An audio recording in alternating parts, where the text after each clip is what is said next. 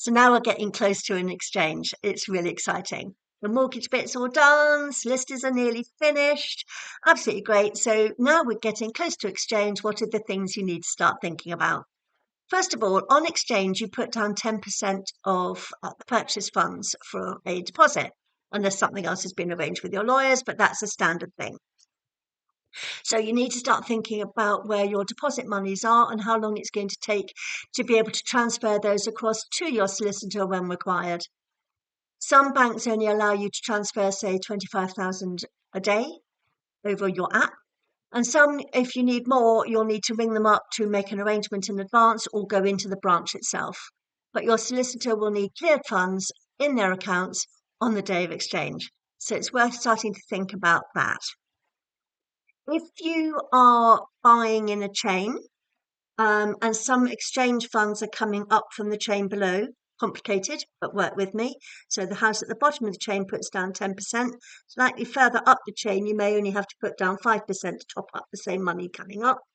It's worth checking with your solicitor just to see how much top-up funds you need.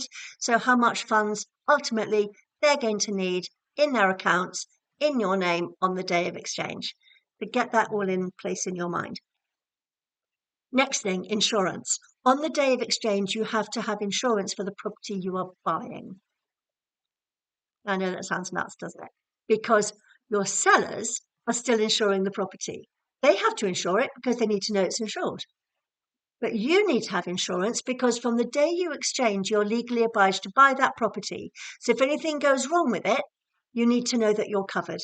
Now, I've done this job forever. I mean, maybe not forever, but 25 years. And I have sold thousands of houses. And I have never known anything go wrong with a property between exchange and completion. You need to be covered just in case.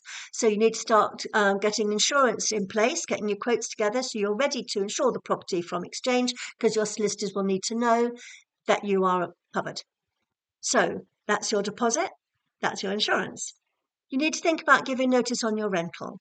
So some buyers prefer to have an overlap between buying the property and getting out of their rental, maybe having a month's overlap. It's really nice, actually. It gives you a chance to own the house, get in and paint it, maybe move furniture across slowly and getting it just as you want it. Check with your mortgage company because some mortgage companies don't take the first payment for your mortgage until you've owned it for a month. So that actually covers the cost so you're not paying rent and mortgage. Not all of them. I can't speak from professionally on that. You need to check with your lenders as to when they're going to be taking the first mortgage payment. But it might be that you do have a little bit of leeway so you can carry your rental for a month.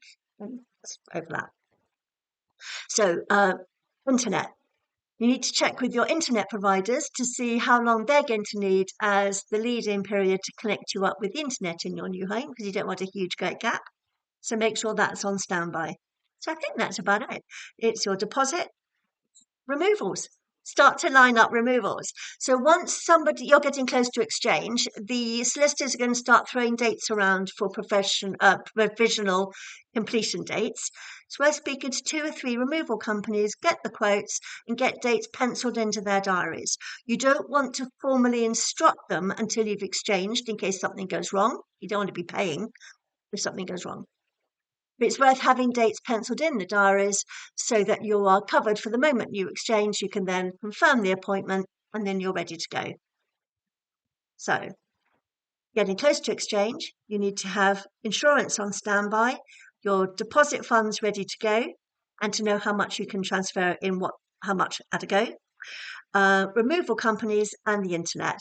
Once you get close to completion, well, we'll do another one for that. But when you get close to completion, there'll be things like meter readings to be done.